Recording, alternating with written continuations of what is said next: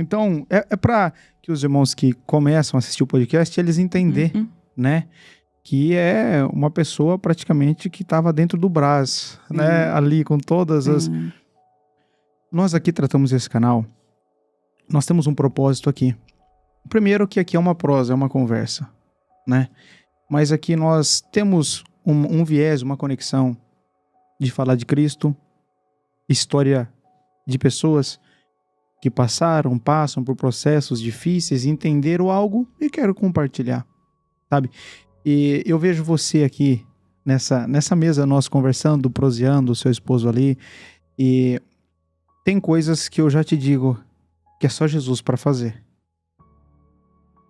Não tem curso, não tem teologia, não tem... Me parece que tem um punhadinho, até bastante, que Jesus escolheu e ele está mergulhando em alguns lugares com as mãos fortes dele, está fazendo muitas coisas acontecer. Por isso que algumas, inclusive mulheres, estão começando a vir para essa mesa ou online. E quero dizer aqui para todos que estão aí me assistindo, que são todas muito bem-vindas, as irmãs aqui nesse canal, para contar a história de vocês, porque existe muitas pessoas que precisam ouvir as histórias de vocês para que possam ser ajudadas. Você assistiu algum podcast de alguma irmã aqui? Sim, assisti de todas as irmãs. Inclusive, quando você colocou o primeiro da irmã, eu fui lá logo correndo comentar. Olha que legal, colocou a irmã. Porque eu acho muito importante ter o viés de uma visão de uma irmã, né?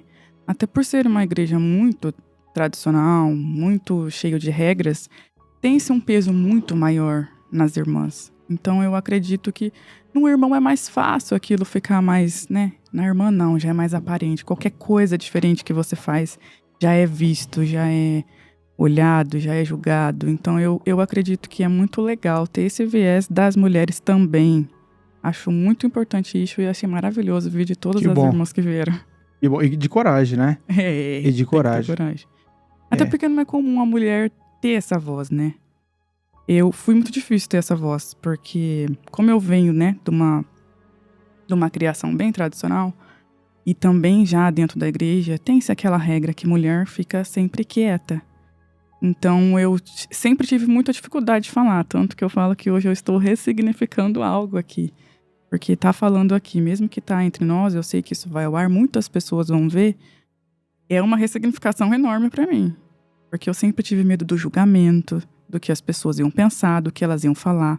Até porque, por estar numa família que sempre teve o ministério, sempre foram pessoas de referência, eu tinha que ter a preocupação de pensar o que eu falo, o que eu visto, eu sou analisada, eu sou julgada, eu tenho que ser exemplo. Família de ministério, né? Sim, meu pai sempre foi muito correto. Ele, além de ter sido, né, um militar, de ter todo aquele jeito, ele teve 3 filhas mulheres. Então, imagina, né? Só mulher. Só mulher, mais na minha mãe ainda, depois que teve meu irmão. Então, a nossa criação foi muito na base de nós tínhamos que dar o exemplo. Porque vem-se lá atrás, assim, um filho de um irmão de ministério tem que dar exemplo. Sim. Então, eu carreguei esse peso por muito tempo. E emocionalmente foi muito ruim pra mim. Porque você não é você. Você não vive quem é você. E isso não é só na pessoa Michele, do físico, é do espiritual também. Porque eu levei muito tempo esse medo, esse receio, essa preocupação também para a figura de Deus. Deus, para mim, era uma pessoa que eu tinha muito medo.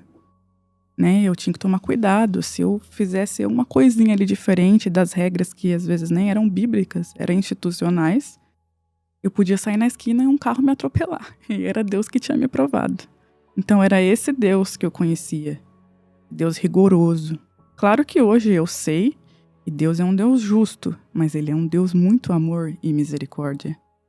Então foi assim um momento que eu passei bem difícil, até para desconstruir tudo isso, que vinha-se de uma criação também. Ainda bem que eu falo que Deus é muito maravilhoso. Apesar do meu pai ter sido muito rigoroso, muito correto, sempre foi na intenção daquilo que ele também acreditava, né, do que também foi passado para ele. E ele sempre foi muito correto em fazer as coisas. Foi naquilo que ele cresceu. Então, assim, junto com isso, tinha-se muito carinho, muito amor. E eu sempre eu consegui, assim, Mesmo que, claro, teve os momentos bem difíceis para mim na adolescência, né? No meu momento de juventude. Por quê? Eu tô bem adiantando a história, né? Já tô bem pra frente. Não, mas aqui ainda não entramos num relato assim, policial ainda. Beleza. Porque você, assim... Das irmãs, você é mais nova? Eu sou mais velha. Mais velha. Então, vamos dizer assim... Um pouquinho mais de peso. E aí tudo que talvez depois ele foi aprendendo a lidar, porque eu acho que isso é normal com o pai, né? Com a mãe. Em mim foi mais pesado. E além do mais, eu fui a neta mais velha.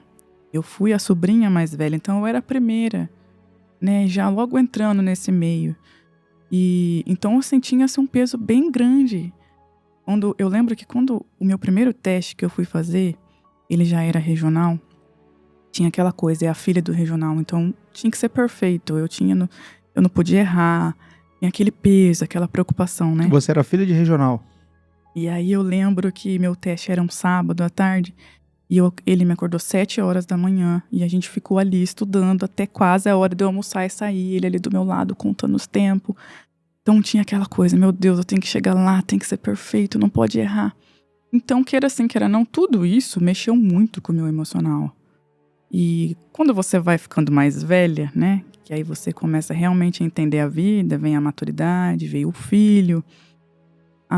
Você começa a enxergar de outra maneira, você não é mais uma menina. E isso pesou muito pra mim.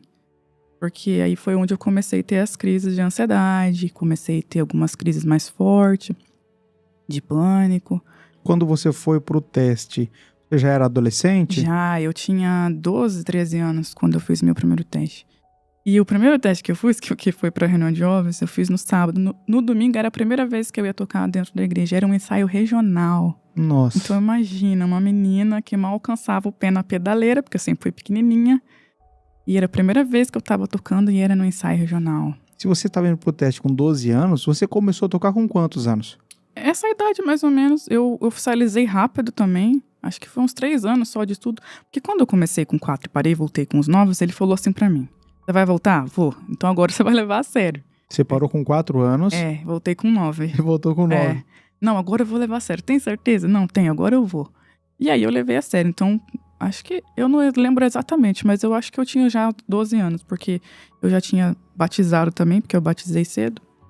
Com quantos anos? Eu batizei e ia fazer 12 anos. Tinha 11 anos, finalzinho de 11 anos.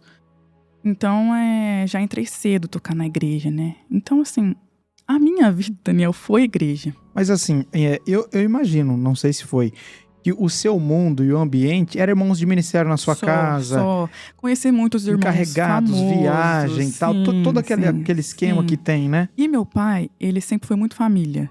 Então, assim, era muito, mas muito difícil um evento que ele fosse, um ensaio, atender um ensaio regional, que ele não levasse a família. Era muito difícil. Só depois que, assim, já mais pra frente, que aí começou, né, já ter as irmãs, aí tinha escola. Então, acabava que quando ele fazia viagens, que ele atendeu algum ensaio regional, que ele ia algum ensaio pra fora, que ele ia sozinho, que minha mãe não poderia ir, ele não queria ir sozinho. Então, ele me levava. Então, eu era a companhia dele. Então, nos ensaios, onde ele ia, eu tava junto. Então, eu posso dizer, assim, que eu ia pra igreja de segunda a segunda. Ensaio. Ele não deixava a gente faltar culto, não podia faltar reunião de jovens, não faltava ensaio. Essa parte eu lembro, eu acho legal, acho bacana. Hoje eu acho legal isso. Mas assim, eu lembro, por exemplo, como eu era filha, né, e eu tinha que ser exemplo, eu lembro de ensaios, por exemplo, que ele estava regendo, né, ele estava ensinando, e ele chegou a ter ensaios, por exemplo, de Santa Ceia. Ele chegou a falar pra mim fazer a introdução do hino umas 5 vezes. Porque, tipo assim, era a filha dele, né, era mais tranquilo, então faz de novo pros irmãos entender. Aí dava mais, faz de novo. Então, assim, acabava que usando, né, ali como exemplo. Então, assim, sempre teve esse peso do exemplo.